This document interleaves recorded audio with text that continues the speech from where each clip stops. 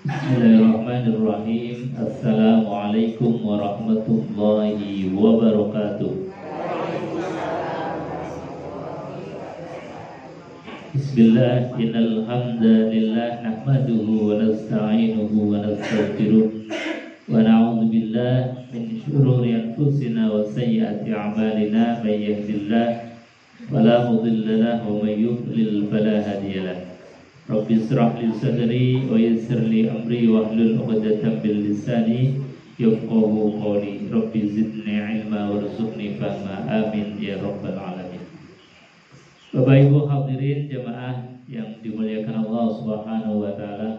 Alhamdulillah pagi hari ini kita sekalian bisa hadir kembali untuk melaksanakan ibadah kita, yaitu ta'lim, belajar, ngaji bareng.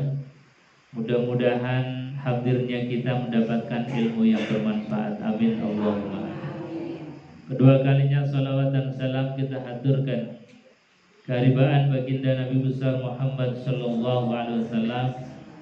Beliau yang mendobrak peradaban dari peradaban jahiliyah menuju peradaban yang terang benderang ini, tentu karena ilmu yang dibawa oleh beliau baginda Rasulullah sallallahu alaihi wasallam. Mudah-mudahan kita mendapatkan syafaat beliau di yaumil kiamat kelak. Amin Allahumma amin.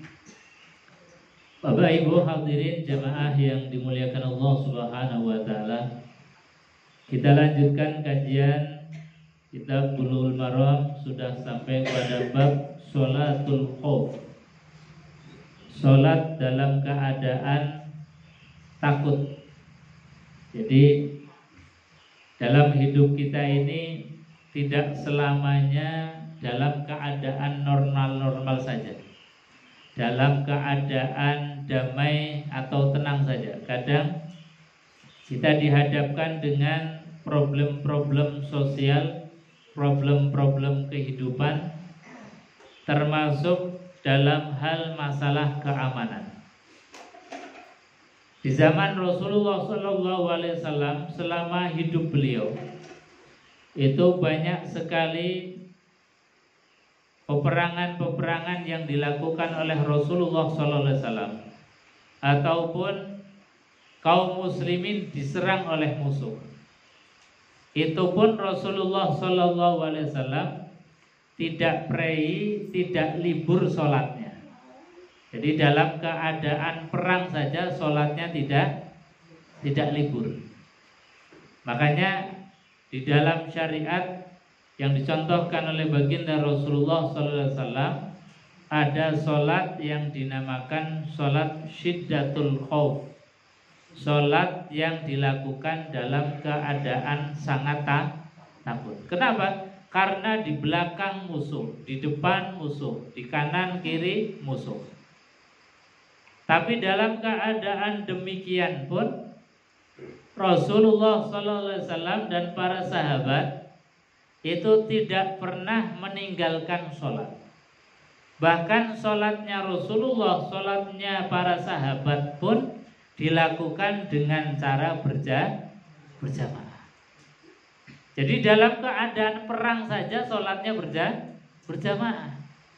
Nah, ini dalil yang kemudian dijadikan oleh Al-Imam Ahmad.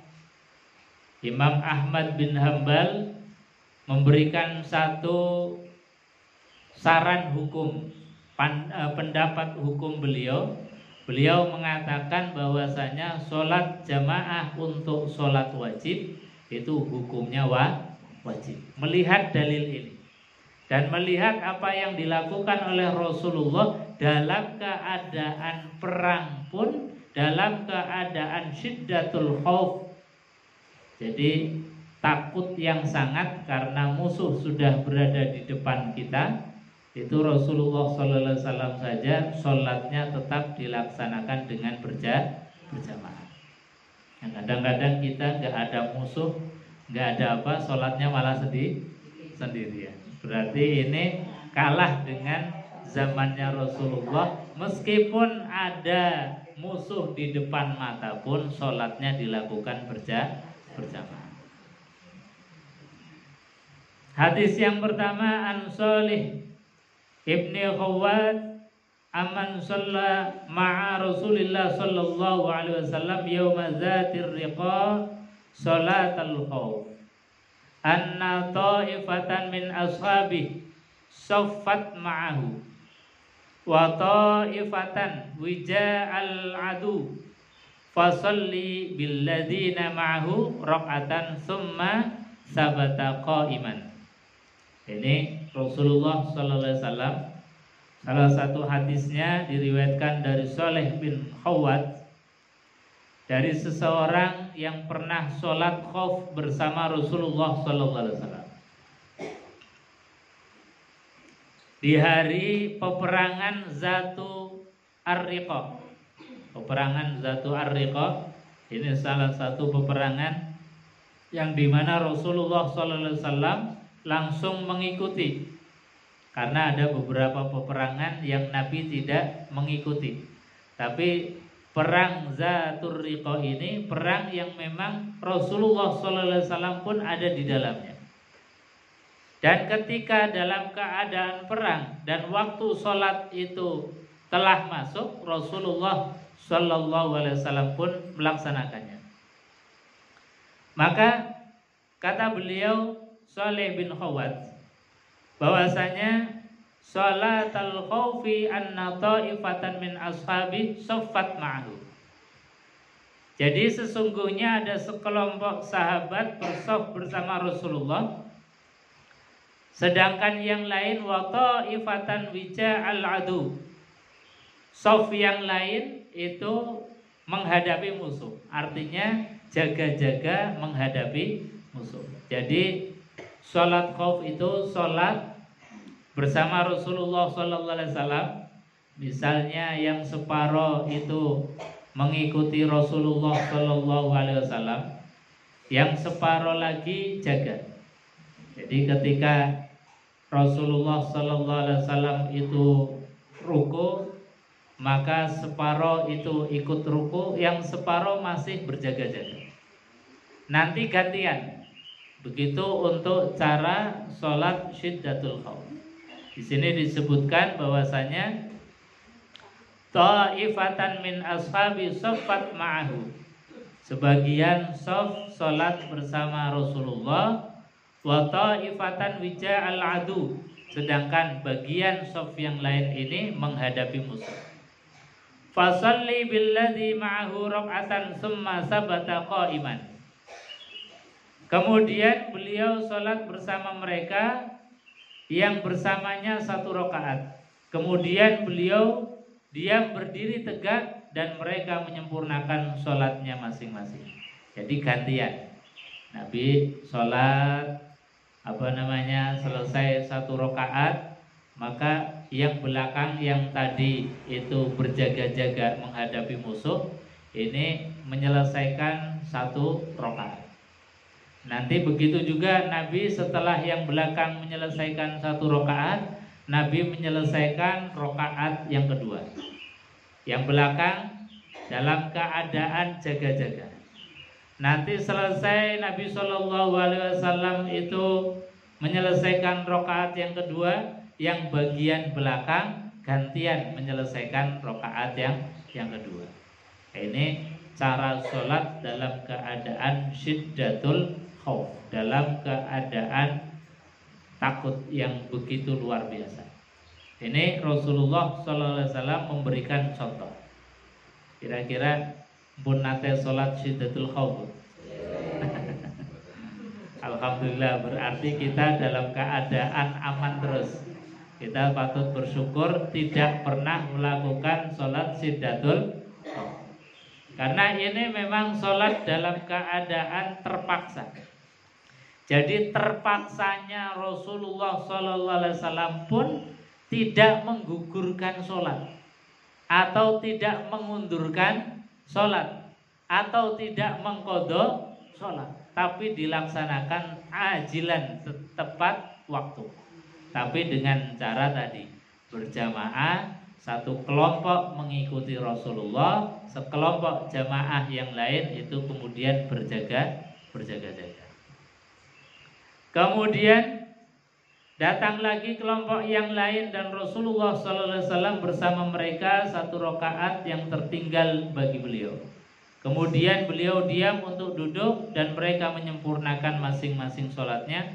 Kemudian Rasulullah SAW mengucapkan salam bersama mereka.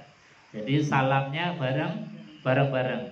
Tapi tadi 1 rakaat itu Nabi melaksanakan bersama sebagian jamaah, yang sebagian masih dalam keadaan berdiri untuk siaga. Jangan-jangan nanti ada musuh yang kemudian menyerang. Makanya separuh jaga-jaga. Nanti ketika beliau berdiri, Nabi SAW kemudian yang belakang itu menyelesaikan 1 rakaat. Nanti setelah selesai Nabi melanjutkan rakaat yang kedua, yang lain jaga-jaga. Nah, ini contoh yang dilakukan atau syariat yang dilakukan oleh baginda Rasulullah SAW dalam keadaan perang.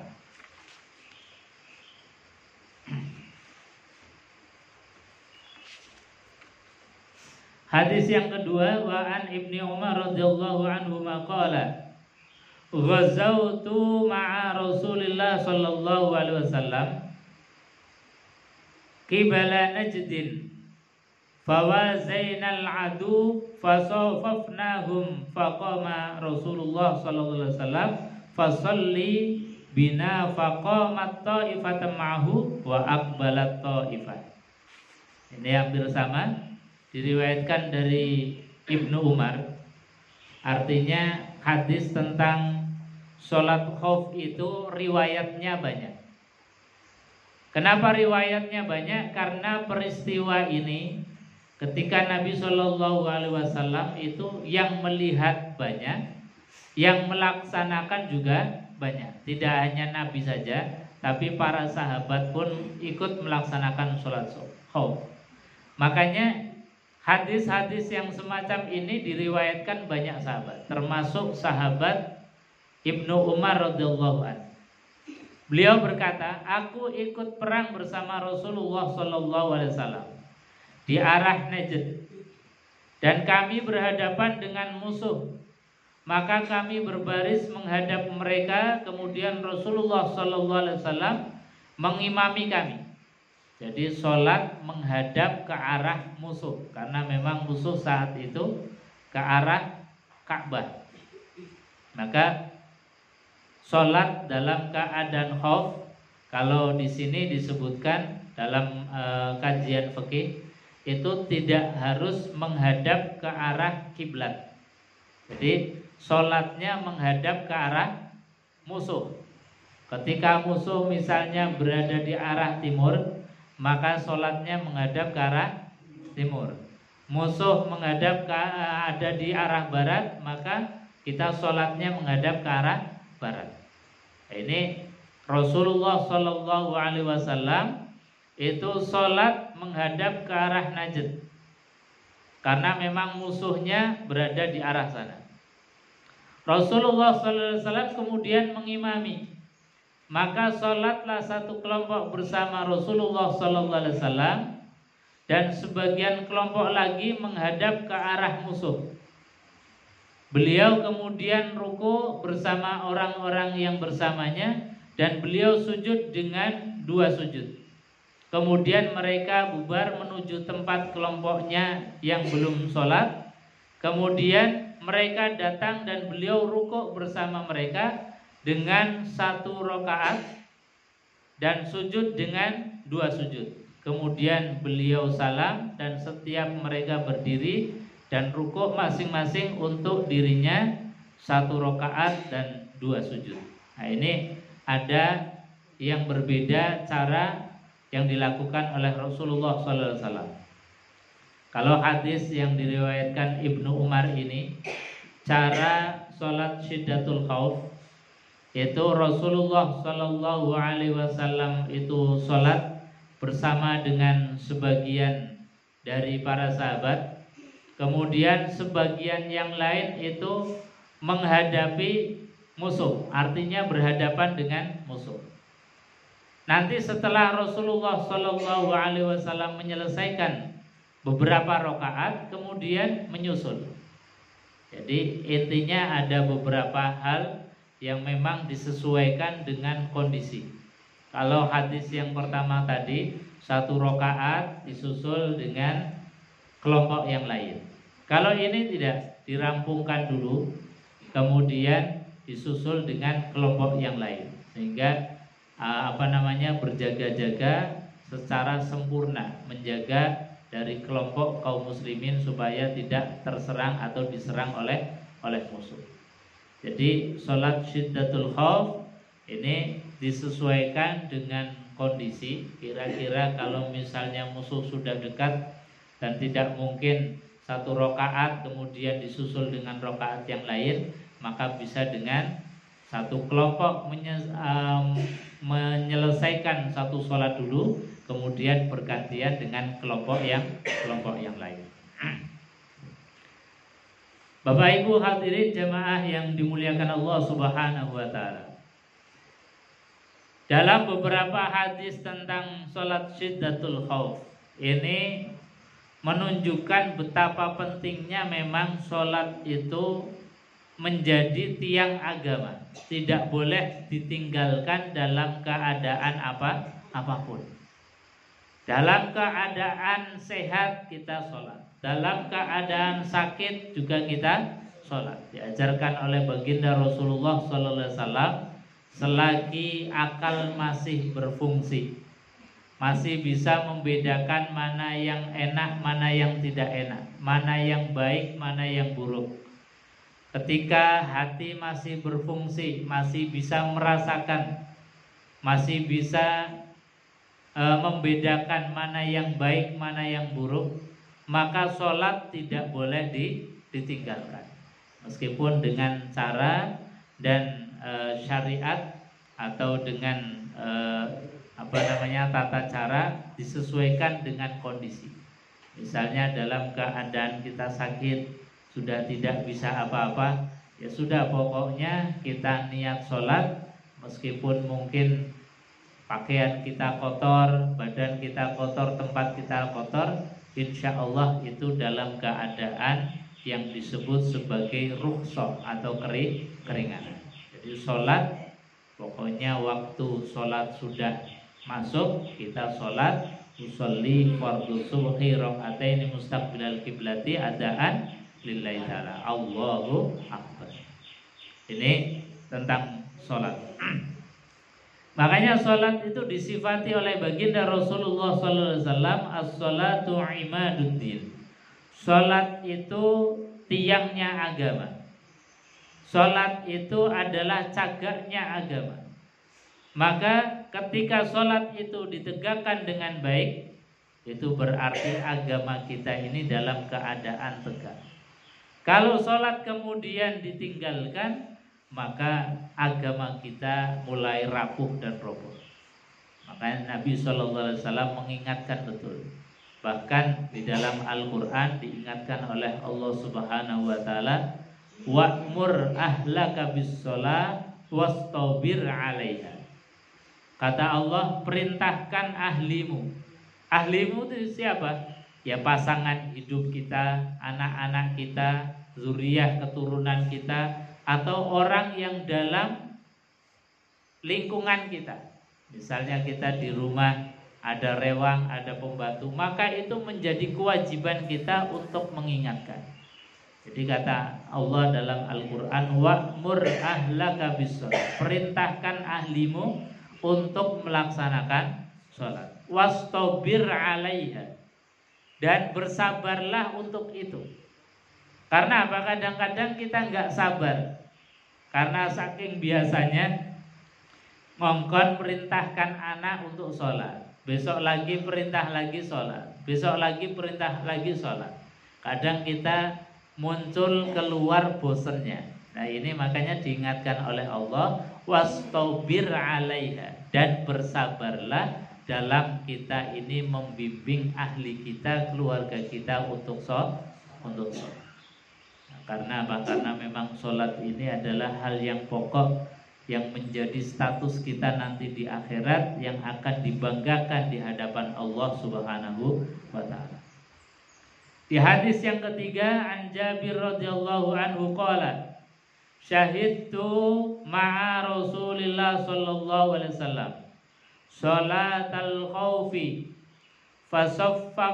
fasafafna saffaini saffun khalfa Rasulillah sallallahu alaihi wasallam wal aduwwu bainana wa bainal qiblah fakabbara nabiyyu sallallahu alaihi wasallam wa kabbarna jami'an summa roka'na jami'an summa rafa'a rasahu minar ruku' wa rafa'na jami'an. Ini hadis yang diriwayatkan dari Jabir, salah satu sahabatnya Rasulullah sallallahu alaihi wasallam. Kata beliau, aku menyaksikan bersama Rasulullah sallallahu alaihi wasallam salat khauf. Maka kami membuat dua shaf. Satu shaf di belakang Rasulullah sallallahu alaihi wasallam, sedang musuh berada di antara kami dan kiblat. Artinya musuh itu di tengah-tengah. Jadi kiblat, musuh, kemudian Rasulullah dan para sahabat.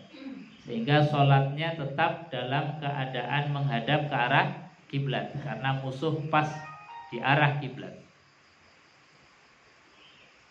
Kemudian Nabi Shallallahu Alaihi Wasallam bertakbir dan kami semua bertakbir. Kemudian beliau ruku, maka kami pun ruku. Kemudian beliau mengangkat kepala dari ruku, maka kami pun mengangkat kepala. Kemudian beliau turun untuk sujud, dan shaf yang berada setelah beliau dan shaf yang terakhir tetap berdiri ke arah musuh.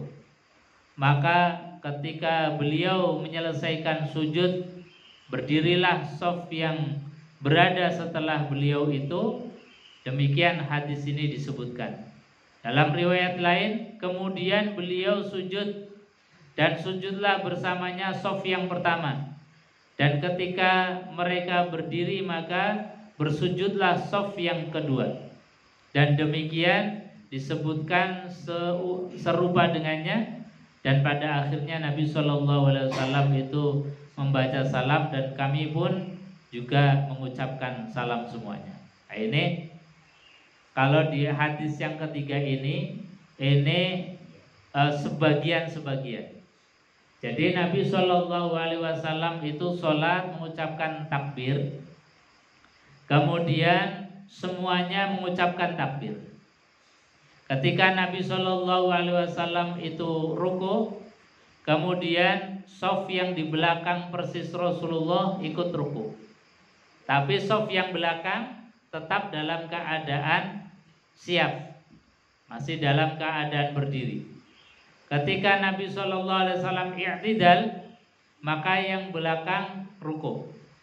Ketika Nabi Shallallahu Alaihi Wasallam itu sujud, yang belakang itu i'tidal. Jadi pergerakan, rukun. Jadi rukunnya sholat itu gantian dengan Rasulullah Shallallahu Alaihi Wasallam.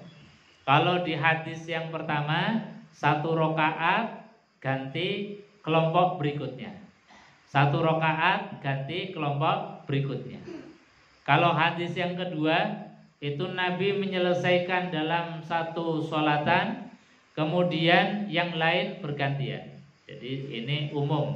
Kalau seperti kita sholat bareng-bareng, misalnya masjidnya atau musolanya nggak cukup, itu kan model sholat gantian kayak sidatul khauf. Jadi gantian, satu kelompok sholat selesai, gantian dengan kelompok yang lain. Ini mirip dengan apa yang dilakukan Rasulullah ketika Syiddatul Khauf. Tapi di hadis yang ketiga ini, setiap satu gerakan rukun, Nabi SAW berdiri, kemudian ruku, yang belakang persis Rasulullah ikut ruku. Tapi yang di belakang masih dalam keadaan siap siaga. Nanti Nabi SAW sujud, yang belakang itu rukuk dulu. Jadi gantian per rukun. Setiap rukun Nabi selesai itu kemudian diikuti dengan kelompok yang lain. Tapi ketika Nabi tahiyat akhir, Nabi menunggu kelompok yang belakang. Nabi kemudian setelah belakang itu selesai, baru Nabi salam dan diikuti jamaah yang lain ikut mengucapkan salam. Nah, ini cara sholat syiddatul khauf yang dicontohkan oleh beliau baginda Rasulullah sallallahu alaihi wasallam. Wali Abi Dawud an Abi Ayyas Az-Zuraqi mislu. Diriwayatkan dari Abu Dawud dari Abu Ayyas memisalkan bahwasanya ada tambahan, sesungguhnya sholat khauf itu ada di tempat yang disebut sebagai usfan. Ini tambahan keterangan. Walin Nasa'i min wajhi akhir an Jabir radhiyallahu anhu anna Nabiy sallallahu alaihi wasallam bi ta'ifatin min ashabi. Diriwayatkan dari Nasa'i dari jalur periwayatan yang lain dari Jabir radhiyallahu an, sesungguhnya Nabi sallallahu alaihi wasallam mengimami sekelompok dari sahabatnya 2 rakaat. Kemudian sholat dengan yang lainnya 2 rakaat kemudian salam. Ini Nabi sallallahu alaihi wasallam 2 rakaat selesai, kemudian Nabi mengimami 2 rakaat yang lain kemudian salam. Jadi Nabi kadang-kadang mengimami beberapa kelompok orang. Jadi kelompok pertama diimami oleh Rasulullah SAW, yang lain jaga-jaga dulu.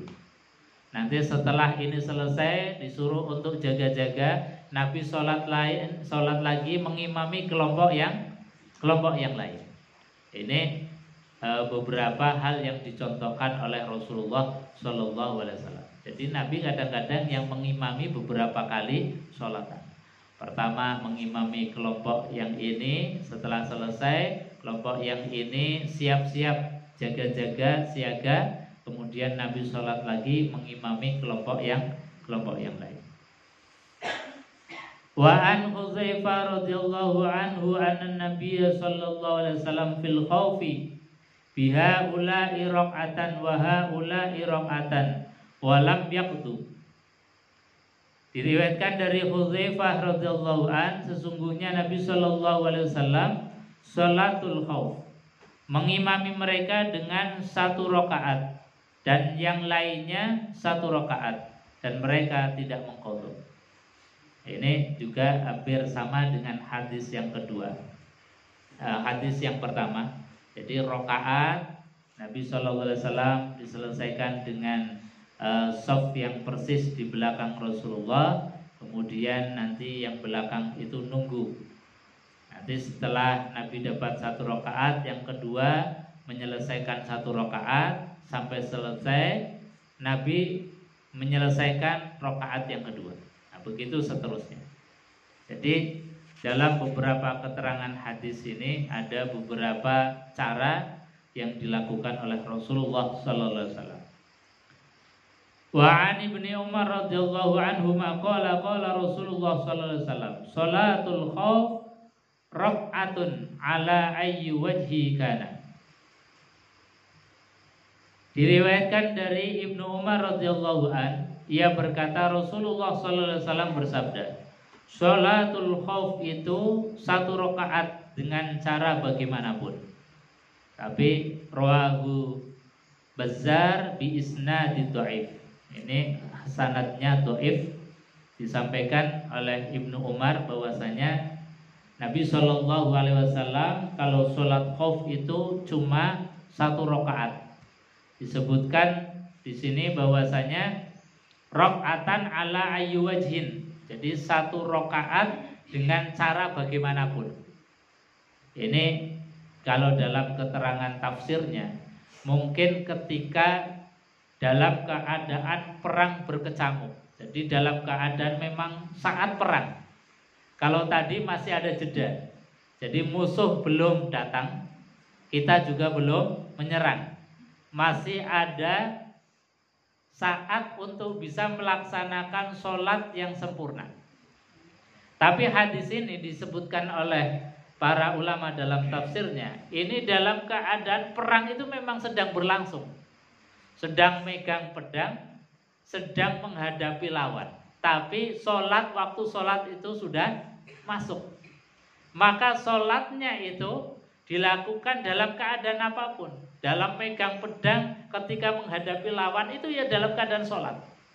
Maka di sini disebutkan sholatnya dalam keadaan apapun, dan itu dicukupkan dengan satu rakaat. Jadi intinya bahwa luar biasa sekali, sholat itu dalam keadaan apapun itu tidak boleh ditinggalkan. Sampai perang berkecamuk pun, menghadapi lawan, menghadapi musuh, pedang di tangan kita, berhadapan dengan musuh, ini pun dicontohkan oleh Rasulullah SAW. Disebutkan bahwasanya sholatul khauf rak'atun ala ayyi wajhin kan.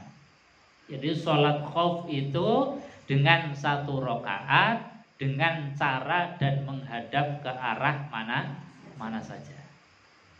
Jadi menunjukkan betapa pentingnya sholat harus dijaga dengan sebaik-baiknya.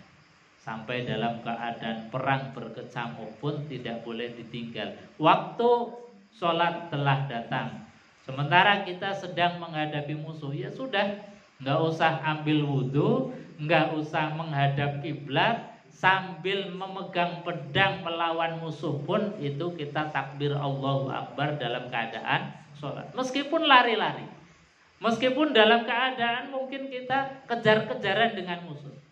Karena perangnya zaman dulu itu nggak seperti perang sekarang. Kalau perang sekarang pakai remote saja bisa. Jadi ditinggal sholat, remote-nya disetel, itu sudah nembak sendiri ke musuh. Tapi perang zaman Rasulullah SAW betul-betul satu lawan satu. Jadi kalau kita ini misalnya sholat dengan seperti dalam keadaan aman, berdiri tegak menghadap ke arah kiblat, ya sudah kebabat dulu oleh musuh. Makanya di sini disebutkan dalam keterangan periwayatan, memang ini bi isnadin dhaif, sanadnya dhaif. Tetapi di dalam keterangan tafsirnya kemungkinan sholat ini dilakukan ketika perang berkecamuk. Ketika perang ini terjadi, tidak mungkin dilaksanakan secara berjamaah, bareng-bareng, tidak mungkin dilaksanakan menghadap kiblat. Ya sudah, sholat dalam keadaan menghadap manapun dengan cara yang bagaimanapun. Intinya kemudian kita niat usolli fardhu dhuhri arba rakaatin mustaqbilal qiblatan lillahi ta'ala, Allahu Akbar, sambil lari-lari ngejar musuh atau dikejar musuh, kita tetap dalam keadaan sholat. Nah, sholatnya ini kalau dalam hadis ini dicukupkan sholatul khaufi rak'atun. Sholat khauf itu cukup dengan satu rakaat. Wa anhu radhiyallahu anhu marfu'an laisa fi sholatil khauf sahwun. Dari Rasulullah sallallahu alaihi wasallam dan darinya radhiyallahu anhu secara marfu, tidak ada sholat khauf itu kelupaan.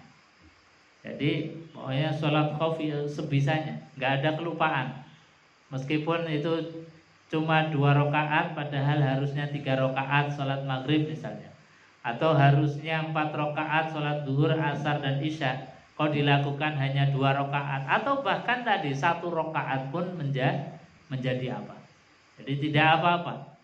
Jadi tidak ada dalam sholat khauf itu sahwun, kelupaan. Pokoknya sebisanya. Dapat 1 rakaat ya alhamdulillah, bisa 2 rakaat ya alhamdulillah, bisa sempurna ya alhamdulillah. Ini sholat memang dalam keadaan sudah, pokoknya ingat Allah, niat sholat. Gak usah ambil wudhu, gak usah menghadap kiblat, pokoknya niat sholat usolli fardhu dhuhri arba'a rakaatin mustaqbilal qiblati adaan lillahi ta'ala, niat sholat. Wa iza darabtum fil ardi, Dan apabila kamu bepergian di muka bumi ini. Ini dasar keterangan Al-Qur'anul Karim. Dan apabila kamu bepergian di muka bumi, maksudnya adalah ketika kita ini dalam keadaan ada kesusahan, perjalanan di muka bumi ini yang tidak bisa melaksanakan sholat dengan sempurna, maka kemudian diberikan rukhsah oleh Allah Subhanahu wa taala. Misalnya ketika kita perjalanan menggunakan pesawat. Kalau Rasulullah sallallahu alaihi wasallam itu ketika naik kendaraan dan mau sholat wajib, maka pasti beliau sallallahu alaihi wasallam itu turun dari kendaraan kemudian sholat. Nah, kalau sekarang kita naik kendaraannya pesawat, apakah harus turun dulu? Nah, ini kan repot. Makanya ketika naik pesawat, ini para ulama kemudian memberikan beberapa pendapat hukum, boleh sholat kita itu sholatnya di pesawat. Nah, ini pendapat ini misalnya dikutip atau disampaikan oleh Imam Ahmad bin Hambal. Boleh kita dalam keadaan naik pesawat, meskipun itu sholat wajib, itu cukup dengan duduk di pesawat, niat untuk melaksanakan sholat. Tapi kalau Imam Syafi'i berbeda lagi, karena Nabi Shallallahu Alaihi Wasallam ketika sholat wajib pasti turun dari kendaraan, makanya beliau kemudian memberikan pendapat hukum, sholat dalam pesawat itu sifatnya hanya sholat sementara atau sholat lihurmatil wakti atau lihurmatil waktu. Nanti setelah selesai atau sampai di tempat, maka sholat yang tadi kurang sempurna syaratnya, maka harus diulangi lagi. Nah, ini menjadi pilihan kita. Mau ngikut yang gampang, nggak usah ngulangi lagi, itu juga sudah ada saran pendapat hukumnya seperti Imam Ahmad. Atau mau diulang karena waktunya longgar, ya monggo. Jadi ini dua-duanya sah secara hukum. Kita nggak usah berpolemik lagi karena sudah banyak para ulama yang memberikan pendapat-pendapat hukum. Insya Allah dua-duanya sah. Biasanya Bapak Ibu kalau haji atau umroh itu sholatnya di pesawat atau diulangi lagi setelah turun? Sholatnya di pesawat, nggak diulang. Berarti kita sementara ngikut Imam Ahmad.